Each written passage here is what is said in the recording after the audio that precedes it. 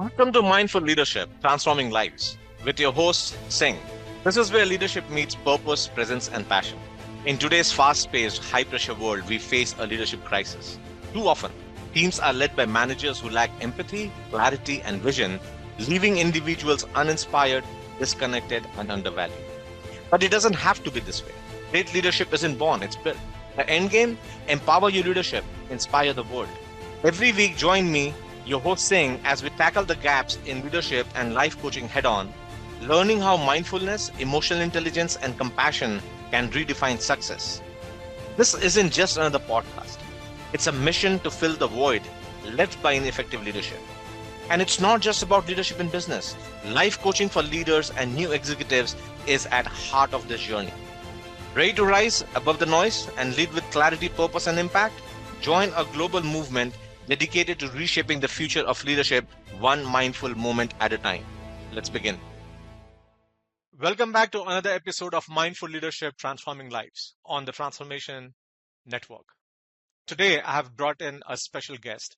Very honored to have Kevin join me in this journey. In Mindful Leadership, we always talk about three simple things. Take a deep breath, center yourself, get present, and become the observer of the moment. Observe the sensations that you have, where you have, what you feel, give it a name, and then take two deep breaths, and you are present to move on. So with that, Kevin Monahan is founder and director of Intuitive Compensation Group, a Charlotte-based firm that helps business owners protect, incentivize, and compensate key executives without giving away equity. With a unique background spanning entertainment, international finance, and entrepreneurship, Kevin brings a distinctive perspective to complex world of executive compensation. The key themes that we are going to talk about today is more around leadership of pay, and we'll get there in just a minute. Kevin, welcome back to the show. Would you like to share with us your journey from the writer's room of the office to building businesses in China?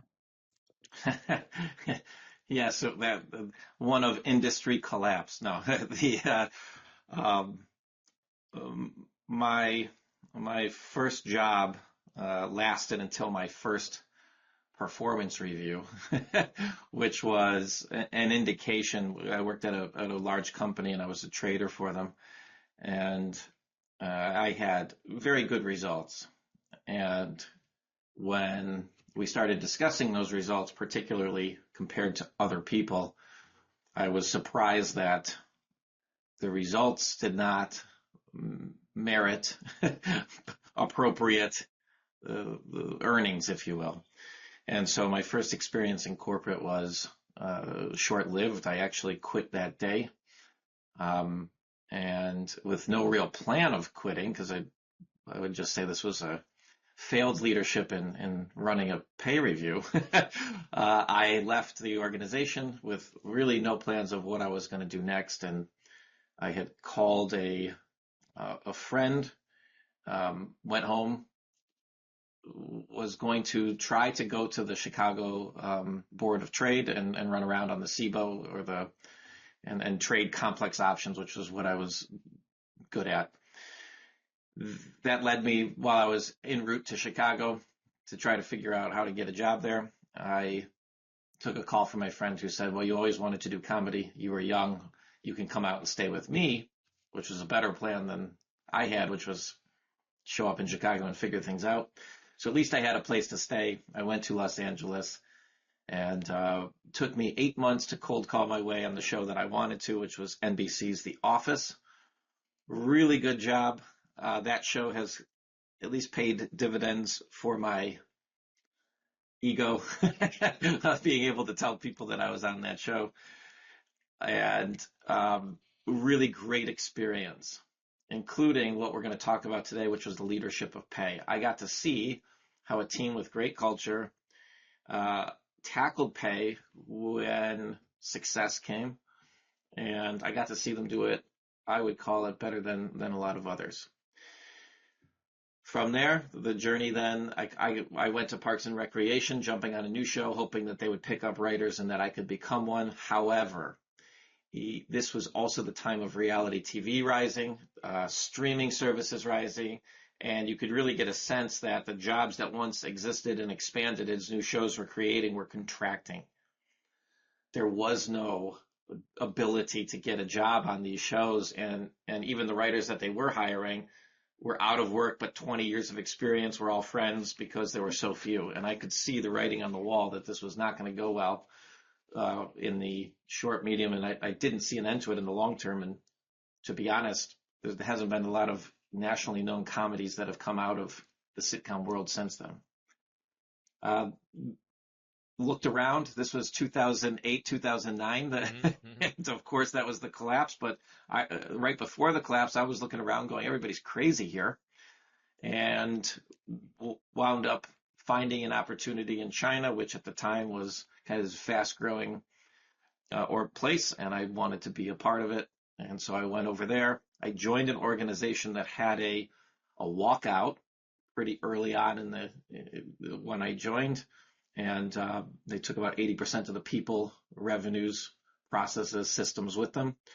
And the owners came to me and asked if I'd like to help them rebuild, and they would give me equity and profit sharing plans, which sounded like a great idea. Fast forward 7 years, we had become the largest organization of what we did. We had somewhat of a 8-figure exit on the line, and long story short, we wound up with a 6-figure fire sale where the key employees, including myself, got nothing. And so the pay and how we compensate people certainly played a big influence in my life at that point.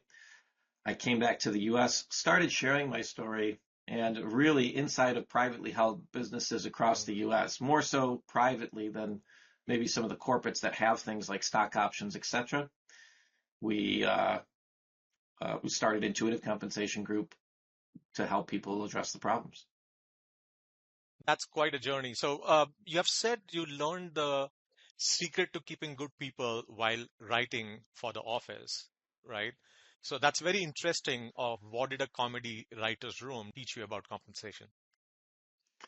So Steve Carell, particularly, right? He had a 7-year contract, but if you take a look at the dynamics, what did Steve Carell was before the show started, a B or C level player, if you will, right? We can relate to this in an organization. So he had success, but he wasn't an A-lister, if you will. Somebody at NBC took the time to figure out a contract with Steve that would hone in on what was important to Steve. What was important to him? He had kids he wanted to be in one city for. He didn't want to keep moving from New York to LA. He wanted them to grow up in the school system. He wanted his wife not to have to work anymore, so she could be home and stay home with the kids. She was also an actor, I believe, on SNL. He wanted that kind of stability so that he could focus on his family. Now, when I say this, we got to watch not only Steve kind of rise from a B player to an A player, but while we were shooting season 1, he had a movie come out that he had shot years earlier called 40-Year-Old Virgin. Yeah. So now we had an A player on our hands. Steve could now make more money in literally 2.5 months doing a mega movie than he could continuing at the show. But because they took the time to connect kind of, I'll call it emotionally, to what was important to Steve, we had something that the other shows didn't have. Let's take Charlie Sheen on 2.5 Men, which was a show at the time, or Zach Braff on Scrubs. Both of these actors kept demanding more and more money. There was no satiating the amount of money that it would take to kind of satisfy them. And this is where leadership is different. Steve, while he had better numbers, particularly in key demographics, didn't say boo about pay. Right? He was enough is enough sometimes, so while Charlie Sheen was walking off of set, getting in fights with I think it was Chuck Lorre, was the producer of the show. Steve came in and he was great to be with. He also kind of set the tone for the show, which is, well, if Steve's not chasing mega millions, why would everybody else. Right. And it really kind of set the tone down the stage. So because of that, our culture stayed intact, Mhm. where cultures on the other shows, because when you're in Hollywood, you know all the other, lower assistants on all the shows. Their cultures were getting ruined because it was a constant, they're walking off set for more money, but what about us? We're struggling to make, it's that type of feeling. It's very negative energy. And, to your point, how does pay kind of transcend stress for people? Mhm. How does it foster resilience in people? Not how does it fuel my ego? So that's a very good introduction to the main topic I wanted to focus on, which is your book buckets philosophy, right? So counterintuitively, right? You say, or you call traditional equity splits and profit sharing dangerous, right? And Yep, that's probably uncomfortable for business owners to hear. So why do you correct. believe these common approaches on backfire? Because 100% of the data is on my side, but it doesn't feel like it. Let me explain. Hmm? The institutions that you and your listeners would swear by, Harvard Business Review, Harvard, MIT, Yale, Good to Great by Jim Collins, Daniel Pink, Noam Wasserman, who wrote The Founder's Dilemma. Hmm. All of us would swear by the findings of these books. And what did they say? They said incentives don't work. It's very counterintuitive because most good leaders who take the time to listen to podcasts like yours, most good leaders are capable of implementing any idea in their business better than other ideas, even a bad idea. Hmm. And if you take a look at like Wells Fargo as a case study, for example, what did Wells Fargo do? They put a small incentive, like $25, if their customer service agents could open a new checking account, Yep. right? That's a simple example. And what wound up happening was they opened up more checking accounts. They said, let's incentivize the managers to keep encouraging people. This is looking great for our numbers. We get our bonuses if we hit this. The managers started pushing, forcing it downwards. The managers of managers started forcing it downwards. 2 years into this, you had good people committing open fraud for $25 gift certificates. I mean, Yep. just for very small amounts. But it goes further than that. Boeing. Boeing incentivized their executives on speed and the stock price. What happened? Stock price went to 140. It was great. Then planes started falling out because speed cost quality and time, and now they're years behind in production because of it. Their stock price went right back down to where it was. They had to give those bonuses back. It was brutal. Lee Iacocca, many of him would say he was one of the greatest executives. He was until they incentivized him. He created the Ford Mustang. They promoted him, put him on executive. He had a top package. Henry Ford II had to fire him because they butted heads. He went over to Chrysler. He saved Chrysler on no incentive plan. Turned that company around, got good. They go, we got to reward him. They put an incentive plan in place. Boom. Two, Yep. 3 years Yep. later, company was losing money and they had to fire him. Jack Welch, you'd probably say he was the greatest leader of all time. Or did he rinse leveraging the company to get a $471 million incentive payout and leave the ownership with 25 years of negative real returns? Incentives has two crowns, as Daniel Pink says. One, it's the most conclusive evidence of any topic we ever had that incentives, performance pay, doesn't work. The second crown that it wears, it's the most ignored data we have. And it's hard to understand that because we want to rationalize our pay, but people, which is fine until you bring people into it who are emotional beings. It makes sense to say if this happens, if this happens to performance, if this happens to sales, if this happens to profits, then you get this. But over and over and over, whether that if this happens, then you get equity, profits, bonus, money. It's highly, highly ineffective, even though it makes all the sense to us as business-minded people.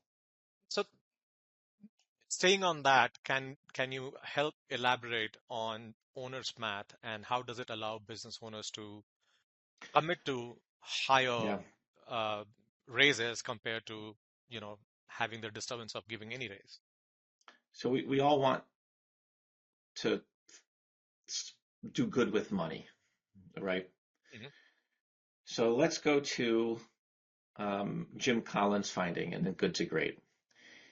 What Jim said or found was that there was no systematic, like there's no math equation with money when it came to executive comp, right? Hmm. And so he said the purpose of pay shouldn't be to try to motivate the right behaviors. What it should be is to get and keep the right people on the bus. If I took a look at, and again, there's going to be some people who may see this in video, some people who are just listening. But I want to share something with you, which is if you want to take the emotional well-being of pay, this was done by a study by Princeton. And what they found at the time, which was each additional dollar of pay that you pay somebody, Hmm.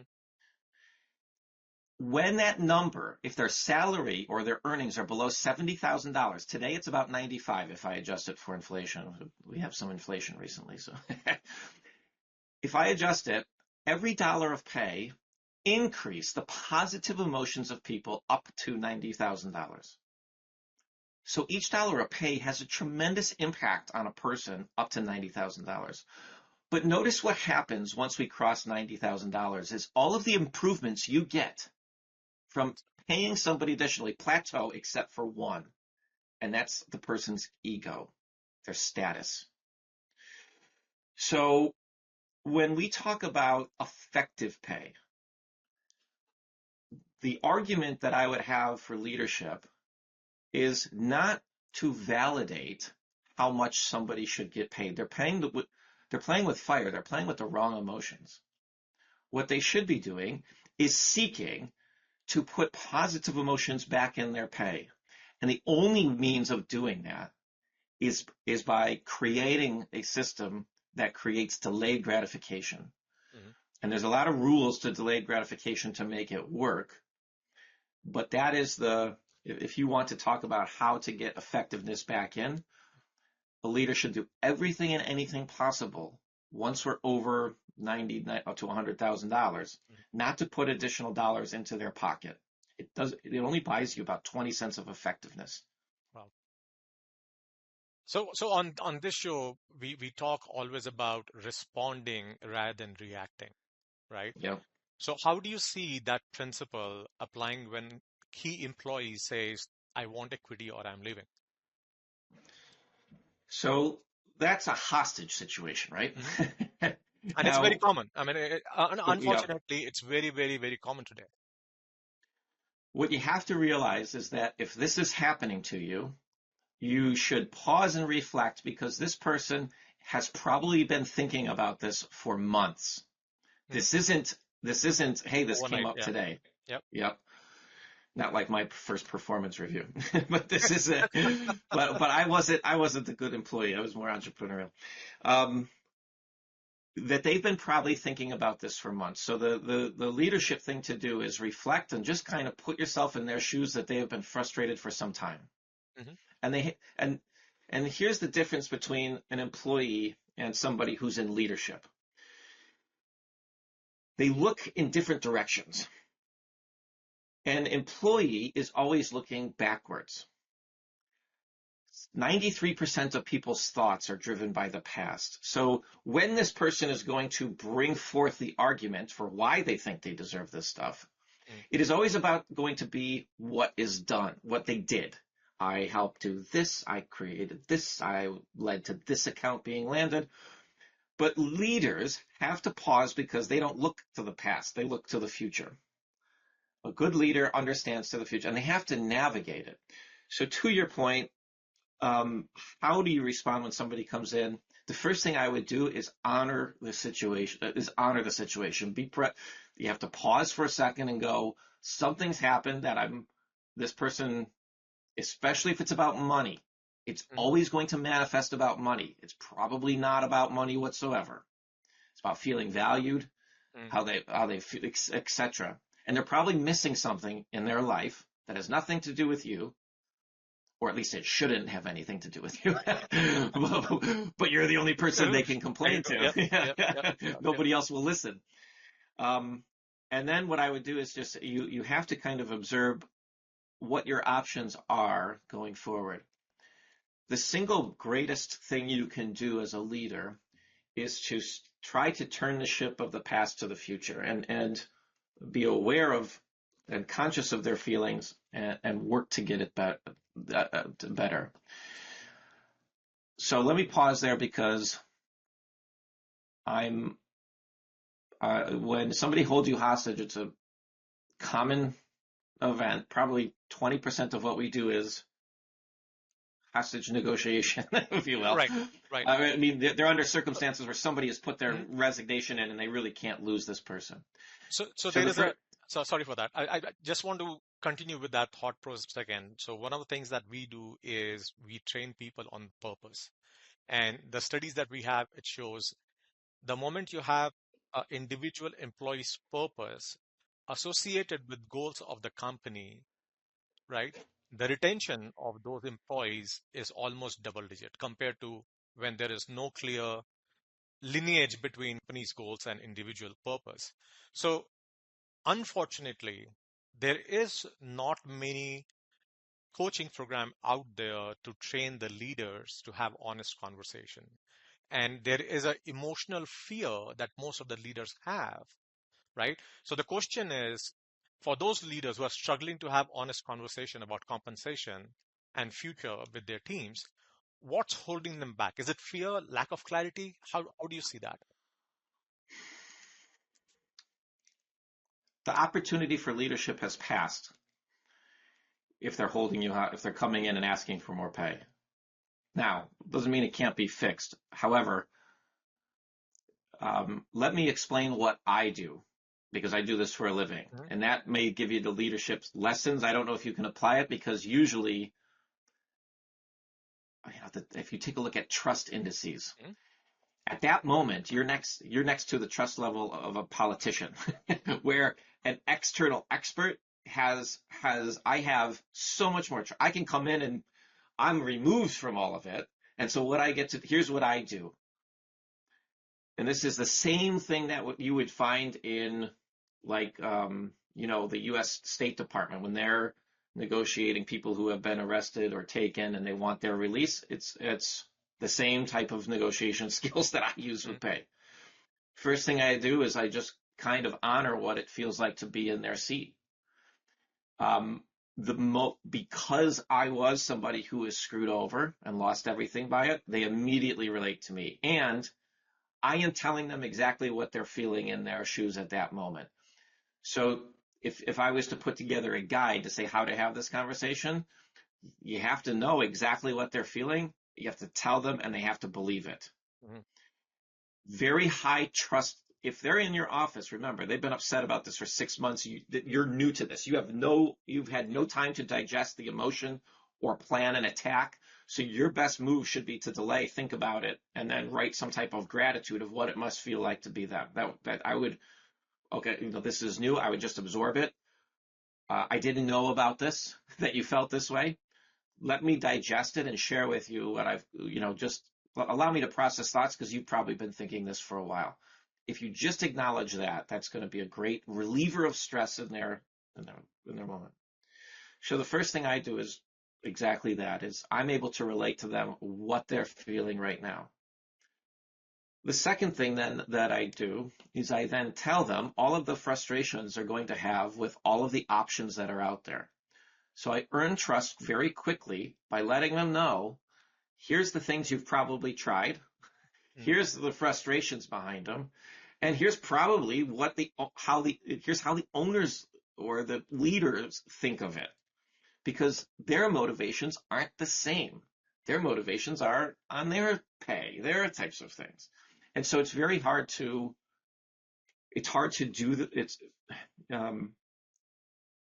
the honesty of being able to just communicate the truth of the relationship helps as well.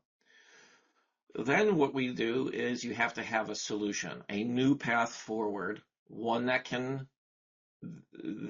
transcend the frustrations. We only do that by extreme listening, Mhm. followed by a design period, as I call it. Because I'm not really doing anything but letting time pass because Mhm. time helps with emotion. And then we're coming back with a solution. The solution should be abundant but fair, and it should be abundant on both sides, Mhm. right? So every every leader who is out there is going to be mandated to do the least amount possible, right? Like, hey, here's your budget. It's this much. Right. And so we have to find ways to exceed expectations, but you can't make a fool of each other. We can't exceed expectations, give you this money, and then you quit in 3 weeks.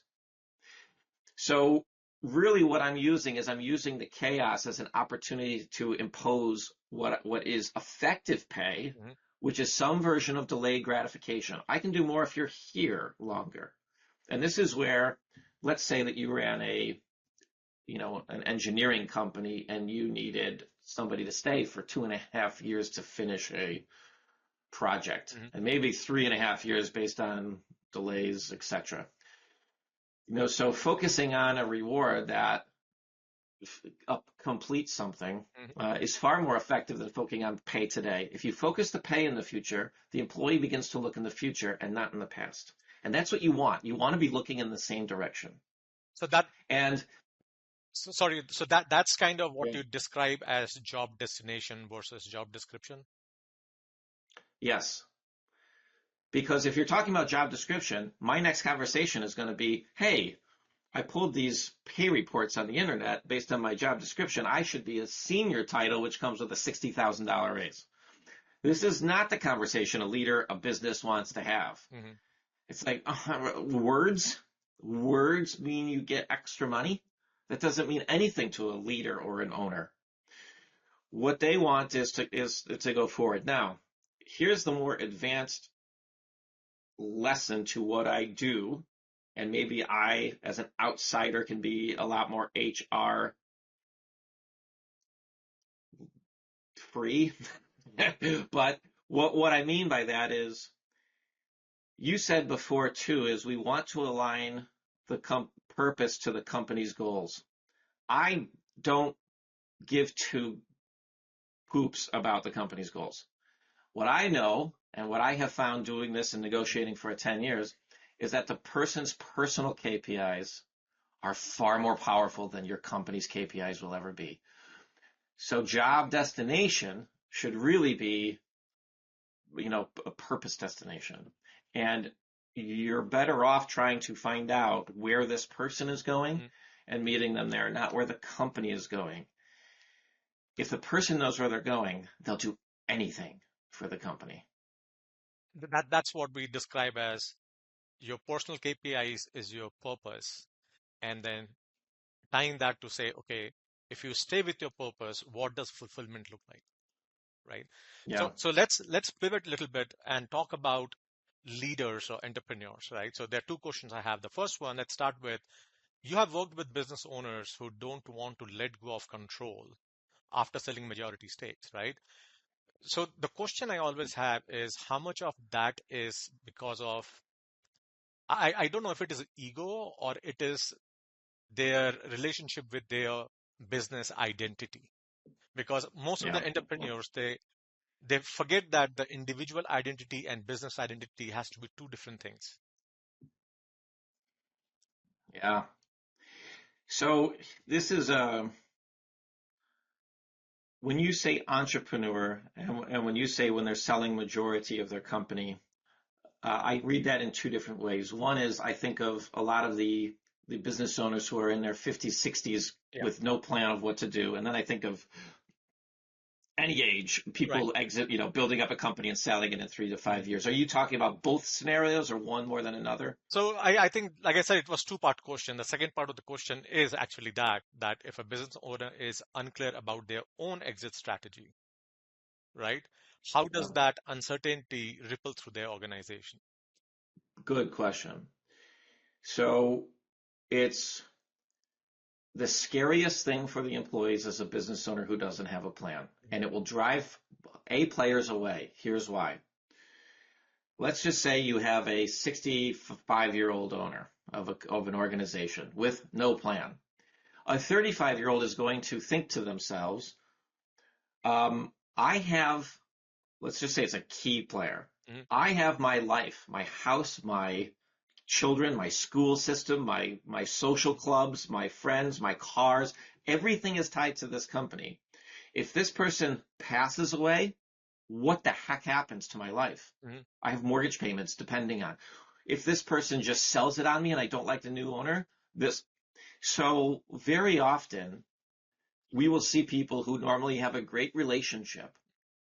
We see people who have long tenure with their key players all of a sudden lose them, Mhm. one of them, and then it trickles down to the others because they jumped at something that had more certainty, despite the great relationship and the because it's their life that's on the line, their KPIs that are on the line.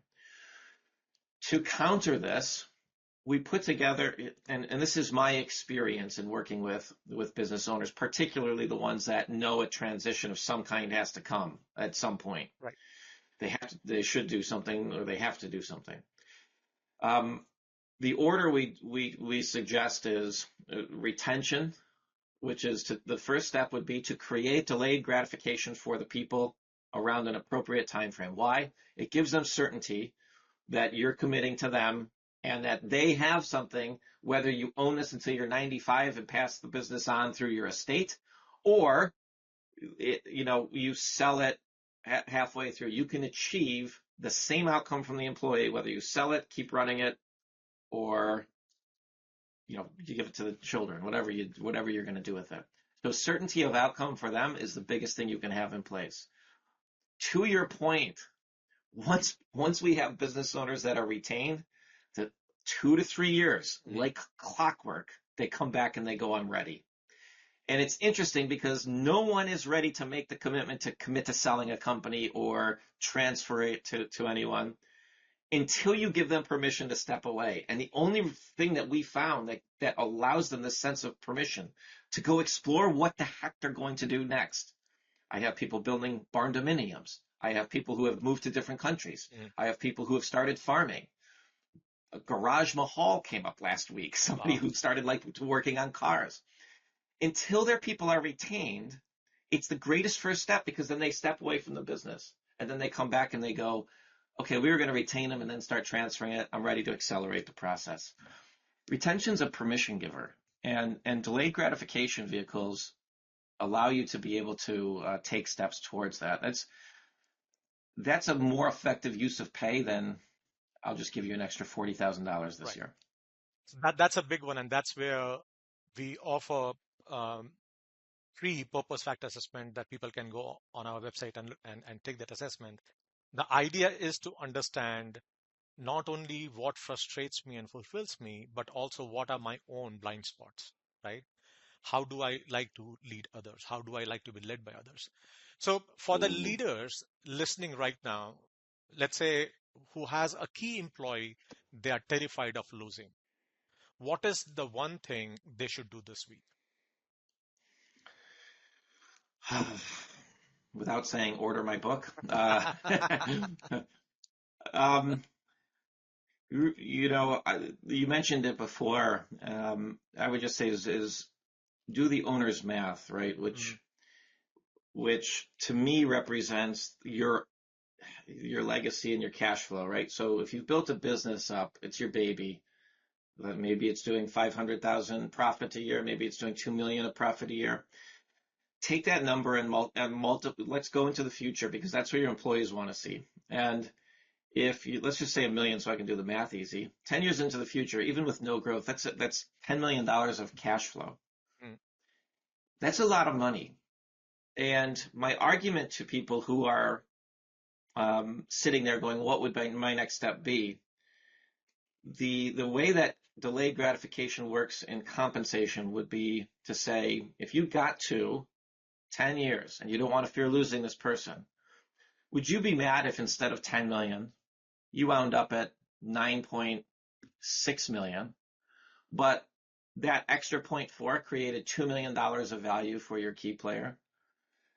That is the owner's math equation of the predictability of this person being here is far more valuable than me worrying about a fraction of my wealth. And this is the same thing that Elon Musk used with his board to get the most abundant package possible, right? Which was, hey, if I stay here and I make you $500 trillion, whatever, the number was actually, if I made you $6 trillion, would you mind giving me 56 billion?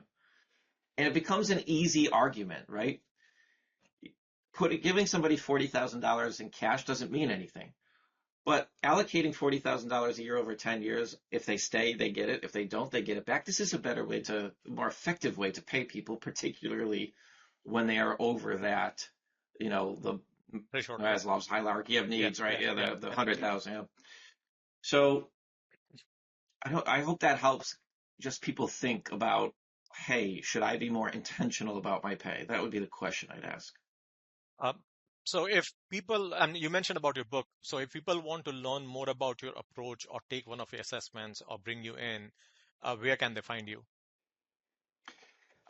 So our website is intuitivecompensation.com, and book is called Buckets: How Business Legends Keep Their Hustlers. It's I know most of my clients are business owners, so a very thin, short read for the attention span on a flight. Awesome. All right, let's bring this plane down because the truth is leadership is not about having all the answers, but it is about making the next right move, even when everything feels messy. It's about stepping into the storm and saying, all right, let's figure this out.